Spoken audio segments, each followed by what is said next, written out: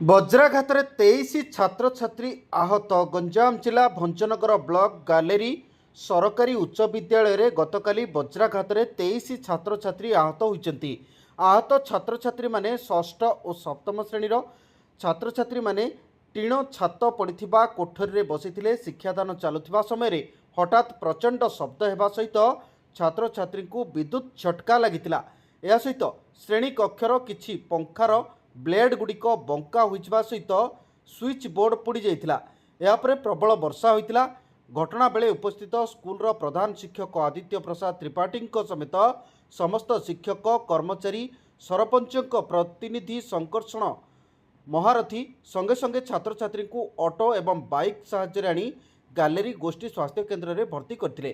ସେଠାରେ ଆବଶ୍ୟକ ଚିକିତ୍ସା ପରେ ପ୍ରାୟ ସମସ୍ତ ଛାତ୍ରଛାତ୍ରୀ ଘରକୁ ଫେରିଛନ୍ତି। 2 ଜଣ ପିଲା ମାନସିକ ଭାବେ ଭୟଭୀତ ହୋଇପଡ଼ିଥିବା ଗାଲେରୀ ମେଡିକାଲ ଡାକ୍ତର ଭଗବାନ ସାହୁ ପ୍ରକାଶ କରିଛନ୍ତି। ତଥାପି ସମସ୍ତଙ୍କ ଅବସ୍ଥା ଭଲ ରହିଛି। ଉଭୟଙ୍କୁ ଡାକ୍ତରଖାନାରେ ରଖାଯାଇଥିଲା। ଅନ୍ୟପକ୍ଷରେ ଭଞ୍ଜନଗର ଉପଜିଲ୍ଲାପାଳ ଅନିଲ କୁମାର ସେଠୀ, ତହସିଲଦାର ଉମାଶଙ୍କର ବେହେରା, ଅତିରିକ୍ତ ତହସିଲଦାର ଅବିନାଶ ମାହର ଓ ଗାଲେରୀ ଥାନା ଅଧିକାରୀ ବିଜୟ କୁମାର ସ୍ୱାଇଁ ବିଦ୍ୟାଳୟକୁ ଯାଇ ସ୍ଥିତି ଅନୁଧ୍ୟାନ କରିଥିଲେ। ଡାକ୍ତରଖାନା ଯାଇ ଆହତମାନଙ୍କ ସ୍ୱାସ୍ଥ୍ୟାବସ୍ଥା ପଚାରି ବୁଝିଥିଲେ। ଛାତ୍ରଛାତ୍ରୀଙ୍କ ସ୍ଥିତି ଉପରେ ନଜର ରଖିବାକୁ ବିଡିଓ ଓ ତହସିଲଦାରଙ୍କୁ ନିର୍ଦ୍ଦେଶ ଦିଆଯାଇଥିବା ଶ୍ରୀ ସେଠୀ କହିଛନ୍ତି। ଏହି ବିଦ୍ୟାଳୟଟି 1953 ମସିହାରେ ସ୍ଥାପିତ ହୋଇଥିବା ବେଳେ 800ରୁ ଅଧିକ ପିଲା ଏଠାରେ ପଢ଼ୁଛନ୍ତି।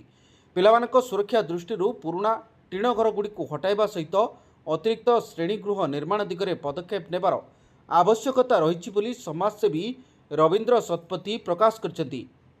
ତେବେ ଏହି ଘଟଣା ପରେ ଛାତ୍ରଛାତ୍ରୀ ଆତଙ୍କିତ ହୋଇଥିବା ସୂଚନା ମିଳିଛି। ବ୍ୟୁରୋ ରିପୋର୍ଟ, ତେଜ ଓଡ଼ିଶା।